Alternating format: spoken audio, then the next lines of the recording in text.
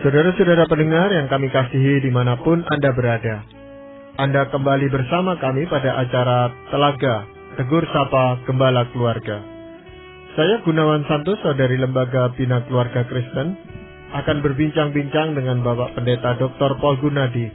Beliau adalah seorang pakar dalam bidang konseling serta dosen di Seminari Alkitab Asia Tenggara, Malang. Perbincangan kami kali ini tentang dari jaya ke jatuh. Kami percaya acara ini pasti bermanfaat bagi kita sekalian dan dari studio kami mengucapkan selamat mengikuti. Pak Paul, kehidupan manusia ini pada kenyataannya, kehidupan kita semua ini tidak selalu senang gitu Pak Paul ya. Silih berganti senang, susah dan juga kadang-kadang kita sukses di dalam usaha, tapi kadang-kadang kita juga mengalami kegagalan. Kadang-kadang sehat, kadang-kadang sakit gitu. Dan uniknya di Alkitab pun rupanya banyak diberikan contoh-contoh kehidupan nyata seperti itu Pak Paul. Nah ini tentu Tuhan mau mengajarkan sesuatu kepada kita. Apa betul begitu Pak Paul? Betul sekali Pak Gunawan. Alkitab memang penuh dengan contoh-contoh kejatuhan dari beberapa anak-anak Tuhan. Nah itu sebabnya saya kira kita perlu belajar ya dari pengalaman-pengalaman mereka agar kita tidak tersandung pada kesalahan dan dosa yang sama. Salah satunya saja siapa gitu Pak Paul? Salah satunya yang akan kita angkat pada kesempatan ini adalah seorang raja bernama Hizkia. Nah, untuk mendapatkan gambar yang lebih utuh, saya akan membacakan bagian dari firman Tuhan Pak Gunawan, yaitu dari 2 Tawarikh pasal 32, mulai dari ayat 24 hingga 27. Pada hari-hari itu, Hizkia jatuh sakit sehingga hampir mati. Ia berdoa kepada Tuhan, dan Tuhan berfirman kepadanya, dan memberikannya suatu tanda ajaib. Tetapi Hizkia tidak berterima kasih atas kebaikan yang ditunjukkan kepadanya, karena ia menjadi angkuh, sehingga ia dan Yehuda dan Yerusalem ditimpa murka. Tetapi ia sadar akan keangkuhannya itu dan merendahkan diri bersama-sama dengan penduduk Yerusalem, sehingga murka Tuhan tidak menimpa mereka pada zaman Hizkia. Hizkia mendapat kekayaan dan kemuliaan yang sangat besar, yang membuat perbendaharaan untuk emas, perak, batu permata yang mahal-mahal, rempah-rempah, perisai-perisai, dan segala macam barang yang indah-indah. Siapa sebenarnya Hizkia ini, Pak? Hizkia adalah seorang raja yang diapit oleh ayah dan putra yang sangat lalim. Nah, Hizkia mempunyai seorang ayah yang adalah raja Israel bagian selatan atau Yehuda. Ayahnya bernama Ahaz. Ahaz seorang raja yang sangat lalim. Dan selama 16 tahun dia memerintah, dia benar-benar membawa orang Israel menjauh dari Tuhan, bukan mendekat. Ya, dia mengotori bait Allah. Ya, dia mendirikan mezbah persembahan dan menyembah dewa-dewa orang Asyur, orang Damsyik dan sebagainya. Nah, kebalikannya Hizkia adalah seorang raja yang baik. Tapi putranya adalah seorang raja yang sangat lalim, namanya Manasye. Manasye memerintah selama 55 tahun. Tapi pemerintahannya juga dikenal dengan kekejian di mata Tuhan. Begitu jahatnya Manasye, sampai-sampai dia itu tuh mempersembahkan putra-putranya, bukan hanya satu putra, putra-putranya sebagai korban persembahan, dibunuh untuk menjadi korban persembahan buat dewa-dewanya. Namun sekali lagi di tengah-tengah dua generasi ini, hadirlah seorang Raja Hizkia yang memang awalnya sangatlah baik, ya, sangatlah takut kepada Tuhan. Nah, pelajaran apa sebenarnya yang Pak Paul ingin ungkapkan kepada kita melalui kehidupan Hizkia ini, Pak Paul? Sekurang-kurangnya ada 3, Pak Gunawan. Yang pertama adalah ini. Hizkia sebetulnya seorang raja yang baik, ya, setia dan takut kepada Tuhan. Dia mentahirkan rumah Tuhan, mempersembahkan korban kepada Tuhan, dan merayakan hari Paskah. Nah, semua itu adalah hal-hal yang tidak dilakukan oleh raja-raja sebelumnya, termasuk ayahnya sendiri. Di tengah-tengah Semua itu di tengah-tengah ketaatannya kepada Tuhan. Dan di tengah-tengah berkat-berkat yang Tuhan limpahkan kepada Hizkia. Muncul masalah besar. Yaitu Sanherib, Raja Asyur, mengepung Yerusalem. Nah, ada satu pelajaran yang bisa kita timba di sini, Pak Gunawan. Ternyata problem atau masalah dapat menimpa orang percaya. Nah, ini pelajaran pertama yang mesti kita camkan. Kadang-kadang kita beranggapan, karena kita hidup saleh, kita takut akan Tuhan, setia kepada Tuhan, maka semua masalah akan Tuhan jauhkan dari kita. Ternyata tidaklah demikian. Nah, ini contoh Hizkia memberikan kepada kita pelajaran ini. Di tengah-tengah ketaatannya, di tengah-tengah kesalehannya hidup, tiba-tiba masalah yang sangat besar datang. Nah, benar-benar Hizkia mati kutu saat itu. Maksudnya, secara manusiawi, dia tidak mungkin mengalahkan Raja Asyur. Karena tentara Sanherib benar-benar jauh melebihi tentaranya. Iya. Nah, sebenarnya apa maksud Tuhan atau rencana Tuhan, Pak Paul, dengan membiarkan Hizkia mengalami masalah seperti itu? Ada beberapa sebetulnya, Pak Gunawan. Nah, yang pertama adalah yang cukup sering Tuhan lakukan, ialah Tuhan menguji kita. Menguji berapa murni dan dalamnya kasih serta kesetiaan kita kepadanya. Tuhan tidak mau kita bergantung pada berkatnya belaka. Ya, dengan kata lain, Tuhan tidak mau kita sebagai anak-anaknya takut dan mengasihi Tuhan, karena Tuhan senantiasa melimpahkan kita dengan hadiah-hadiahnya, alias berkat-berkatnya. Ada waktu-waktu Tuhan seolah-olah melarang tangannya untuk memberikan berkat kepada kita. Tuhan seolah-olah menghentikan langkahnya untuk menolong kita pada saat-saat yang tertentu. Nah, mengapakah sampai demikian? Karena ada keinginan Tuhan untuk menguji. Apakah kita takut dan setia kepada Tuhan karena hadiah-hadiah yang kita terima dari Tuhan? Nah, ataukah kita benar-benar mencintai dan setia kepada si pemberi berkat? Ya, bukan hanya setia dan menyukai Tuhan karena berkatnya. Jadi Tuhan menguji kita. Apakah kita benar-benar setia dan mencintai si pemberi berkat? Nah, melalui situasi-situasi atau masalah yang sulit itu, kita mendapatkan pengujian itu. Dan kalau kita terus bertahan, kita tidak meninggalkan Tuhan, maka iman dan kasih kita kepada Tuhan benar-benar mengalami pemurnian, Pak Gunawan. Sebab di saat-saat itulah kita benar-benar hanya bergantung kepada si pemberi berkat, yakni Tuhan sendiri, dan bukan pada berkat-berkatnya. Ya, itu pada awalnya ketika Tuhan menciptakan Adam dan Hawa, kan tidak ada masalah seperti itu, Pak Paul. Betul, Pak Gunawan. Jadi masalah memang merupakan bagian dari kehidupan. Kenapa? Sebab begitu dosa masuk ke dalam dunia, sesungguhnya ada beberapa hal yang meninggalkan kehidupan ini. Nah, saya hanya sebut dua saja, yaitu kebajikan atau kebaikan dan ketertiban. Maksudnya, di dalam dunia ini, tiba-tiba kita menemukan orang-orang yang jahat. Orang-orang yang mempunyai hati tidak baik, mau merugikan orang lain, mau menyakiti orang lain, tidak peduli dengan sesamanya. Nah, sebelum manusia jatuh ke dalam dosa, manusia hidup di dalam Tuhan secara penuh, itu tidak ada. Ya, yang ada hanyalah hati yang ingin menyembah dan takut kepada Tuhan. Namun begitu manusia memutuskan untuk pergi meninggalkan Tuhan, maka hatinya sekarang mulai terisi oleh kejahatan. Nah, kadang-kadang Pak Gunawan, kita menjadi korban kejahatan. Bukan kejahatan yang kita lakukan, tapi kejahatan yang dilakukan oleh orang lain. Bisa kita ditipu, kita dirugikan, kita dirampok, kita dirampas, dan sebagainya. Nah, itu salah satu bentuk masalah yang kadang-kadang kita hadapi. Hal kedua yang meninggalkan kehidupan ini tatkala dosa masuk ke dalam dunia adalah ketertiban.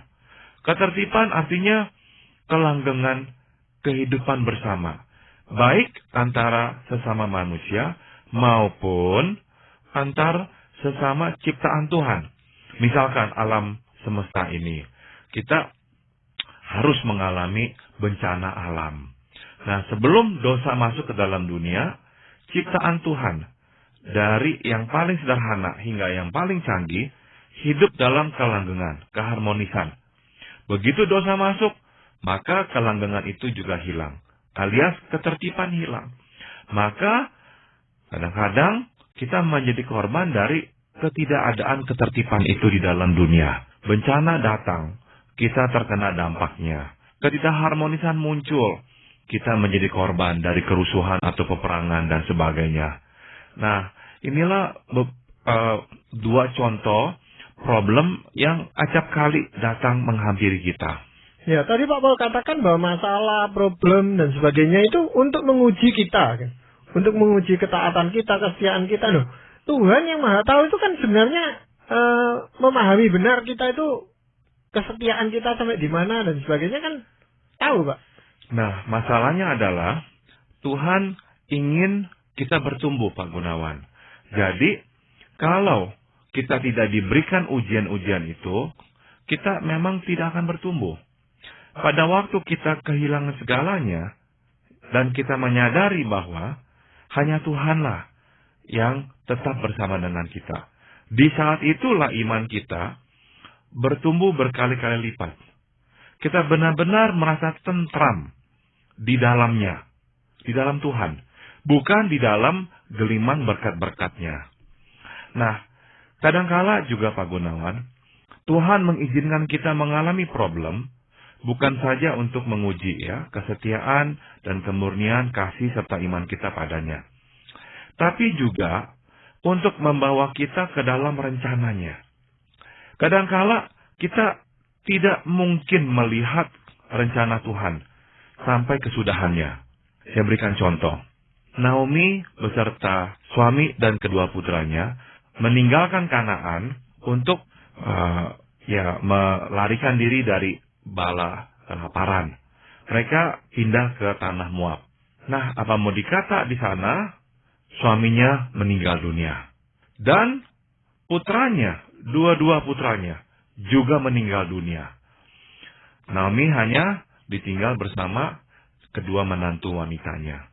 Nah, menantu yang pertama memutuskan untuk tinggal di Moab, tapi menantu yang kedua, Ruth, memutuskan untuk pergi pulang bersama Naomi ke Kanaan, ke Israel. Nama Naomi berarti manis. Begitu tiba, orang memanggil-manggil dia berkata, jangan panggil saya Naomi, alias jangan panggil saya manis. Panggil saya marah, artinya pahit. Sebab bagi Naomi kehidupan sangatlah pahit. Nah, tapi kita tahu pada akhir cerita itu menantunya, yakni Ruth, akhirnya menikah dengan Boas. Boas menjadi ayah dari Obed. Obed menjadi ayah dari Isai. Isai menjadi ayah dari Daud, Raja Daud. Dan dari Raja Daud, dari garis keturunan Raja Daud, lahirlah Tuhan kita Yesus Kristus. Jadi, di genealogi Tuhan Yesus selalu akan tertera nama Ruth, seorang Moab. Mengapakah harus ada nama Ruth, seorang Moab, di dalam garis keturunan Tuhan kita Yesus Kristus? Hanya satu alasannya. Tuhan ingin menunjukkan rencana keselamatannya, bukan hanya untuk orang Israel, tapi untuk seluruh umat manusia. Sehingga bangsa yang dipandang rendah oleh Israel saat itu, bangsa Moab, dipilih Tuhan. Seorang wakil dari Moab dipilih Tuhan untuk menjadi salah satu nenek moyang secara manusiawi dari Tuhan kita Yesus Kristus. Naomi tidak mungkin melihat rencana Tuhan sampai kesudahannya, tidak mungkin. Jadi kadangkala Tuhan mengizinkan problem menimpa kita agar kita menjadi bagian dari rencana Tuhan yang lebih besar, lebih agung daripada rencana yang kita bisa pikirkan. Dan sudah tentu menyangkut lebih banyak orang dan lebih banyak kepentingan.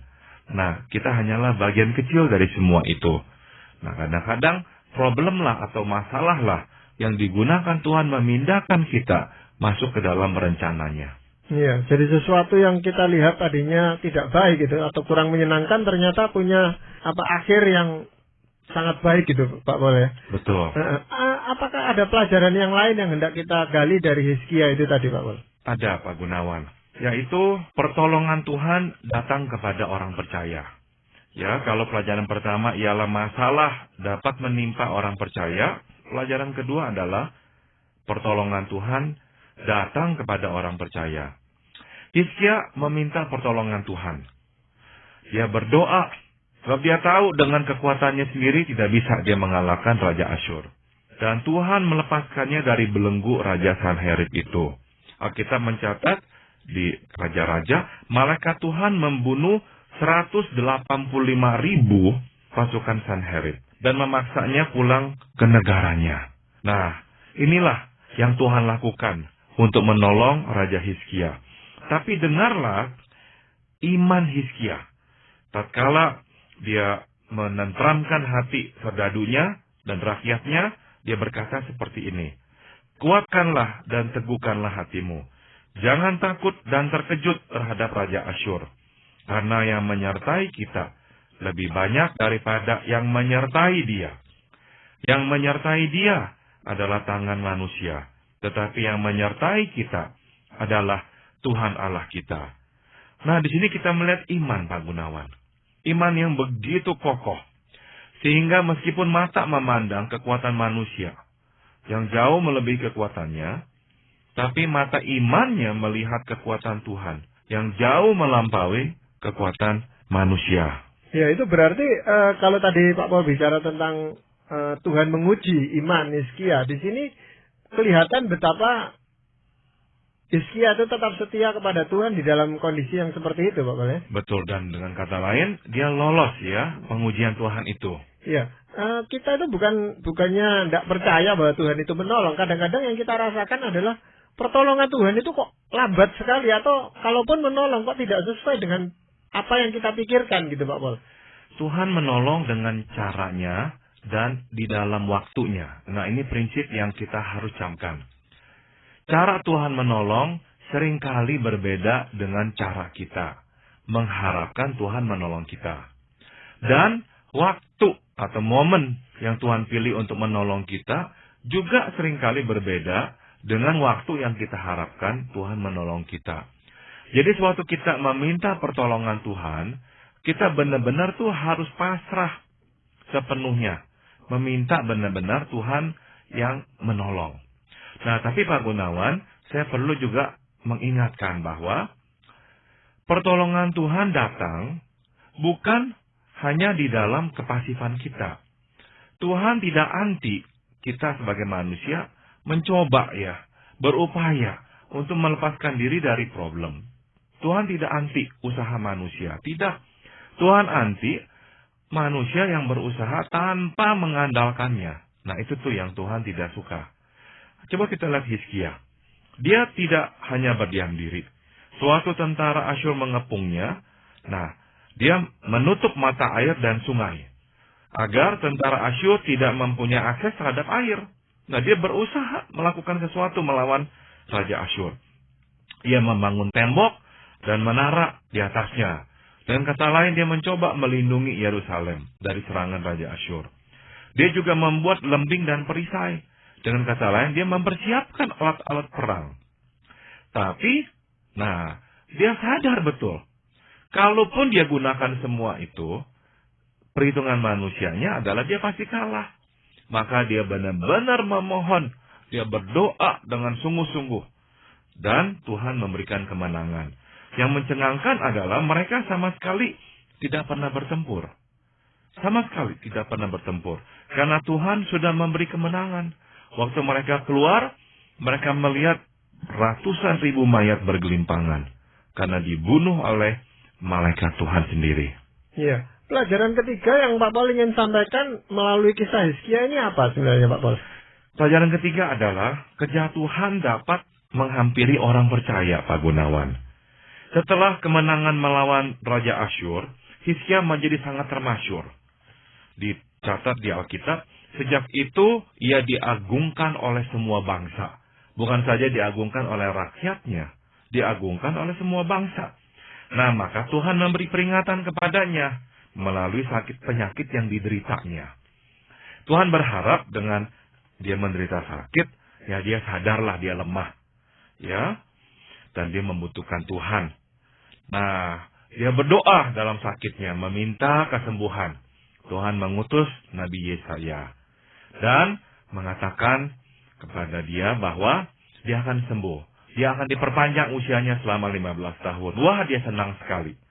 Tapi malang Pak Gunawan, setelah sembuh, kesombongannya tidak lenyap.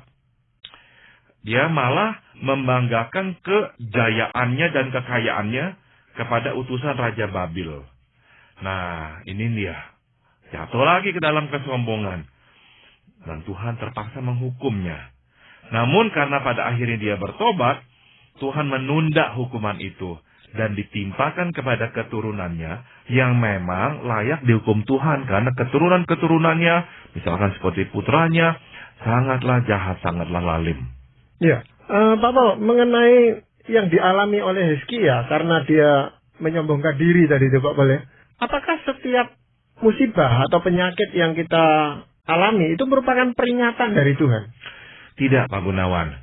Kadang-kadang penyakit memang adalah ya bagian kehidupan manusia, ya. Kita dikelilingi oleh virus-virus. Tadi saya sudah singgung, sejak manusia berdosa, maka ketertiban alam semesta ini terganggu. Sehingga ciptaan-ciptaan Tuhan yang seharusnya tidak menyerang manusia dan mematikan manusia, justru menjadi agresif dan bisa menyerang serta mematikan manusia. Nah, kita hidup di tengah-tengah dunia yang tak sempurna ini, dan kadang-kadang kita menjadi korban dari sakit penyakit. Tapi ada kalanya memang sakit penyakit diizinkan Tuhan menimpa kita, agar kita disadarkan bahwa kita itu tidak ada apa-apanya, bahwa kita membutuhkan Dia. Iya Pak Paul. Tadi kita melihat bagaimana Tuhan sudah menolong Hizkia. Tapi pertolongan itu justru menimbulkan kesombongan di dalam diri Hizkia. Ini bagaimana Pak Paul? Nah, inilah kelemahan manusia, Pak Gunawan. Menerima berkat demi berkat dari Tuhan, bukannya bertambah berterima kasih. Alkitab tadi katakannya di 2 Tawarik tadi. Bukannya berterima kasih, Hizkia malah menjadi angkuh. Kita diberikan berkat, bukan karena kita itu lebih baik dari orang lain, tapi agar kita menjadi saluran berkat buat orang lain. Dan kedua, kita makin bersujud di hadapan Tuhan, makin merendah di hadapannya, karena menyadari ini adalah kebaikan Tuhan dan bukan karena kita. Masalahnya adalah lama-lama kita beranggapan, wah saya ini memang yang hebat. Sayalah yang bisa membangun kerajaan bisnis saya, kejayaan usaha saya. Kalau bukan saya, siapa lagi?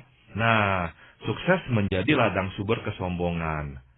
Kita melupakan bahwa kalau Tuhan tidak mengizinkan, mustahil kita dapat meraih kesuksesan. Ya, tapi akhirnya ya seringkali kita melupakan itu. Kejayaan yang kita telah cicipi, kita beranggapan itu semua datang dari tangan kita sendiri. Akhirnya kita jatuh ke dalam lembah kesombongan. Tapi kalau kita anak Tuhan, ini yang indah. Tuhan akan tetap mengingatkan kita, menyadarkan kita. Dan dalam kasus Hizkia, dia sadar, dia bertobat, dan dia minta ampun. Nah, ini suatu akhir cerita kehidupan yang memang bahagia. Iya, memang Tuhan mengampuni Hizkia dan tidak menurunkan hukumannya kepada Hizkia. Tapi dikatakan tadi, anaknya yang akan mengalami. Nah, ini bagaimana Pak Paul? Yang bersalah dalam hal ini, yang berdosa adalah Hizkia. Tapi anaknya harus ikut menanggung kesalahan bapaknya nih. Nah, ini memang sebuah pengertian yang harus kita pahami dengan tepat. Tuhan bukanlah Tuhan yang tidak adil. Maka Tuhan menghukum orang yang tidak bersalah. Bukan. Hizkia mempunyai kesalahan dan Tuhan ampuni. Anak-anaknya mempunyai banyak kesalahan dan mereka memang layak dihukum Tuhan. Nah, Tuhan menghukum mereka. Namun seolah-olah hukuman untuk mereka menjadi besar gara-gara hukuman yang harus ditanggung oleh Hizkia. Tapi sebetulnya mereka tidak menanggung lebih dari yang selayaknya mereka tanggung. Hukuman mereka memang pas untuk dosa-dosa mereka. Namun ini sebuah ungkapan ya, yang menyatakan Tuhan mengasihi anaknya yang bertobat, sehingga Tuhan tidak jadi menghukumnya. Tapi kalau keturunan Hizkia memang mereka selayaknya lah mendapatkan hukuman Tuhan. Ya, baik misalkan Raja Manase, Raja Yoakim, Raja Sedekia, semuanya raja-raja yang memang murtad, jauh dari Tuhan.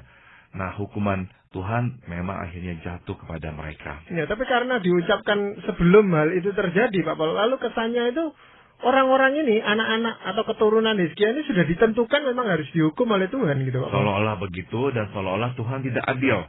Namun kalau kita baca kelanjutan cerita ini, kita akan melihat tidak ya. Memang semua keturunan dari Hizkia, kebanyakan orang-orang atau raja-raja yang sangat jahat dan tidak lagi takut dan hidup dalam Tuhan. Dan mereka memang layak dihukum Tuhan.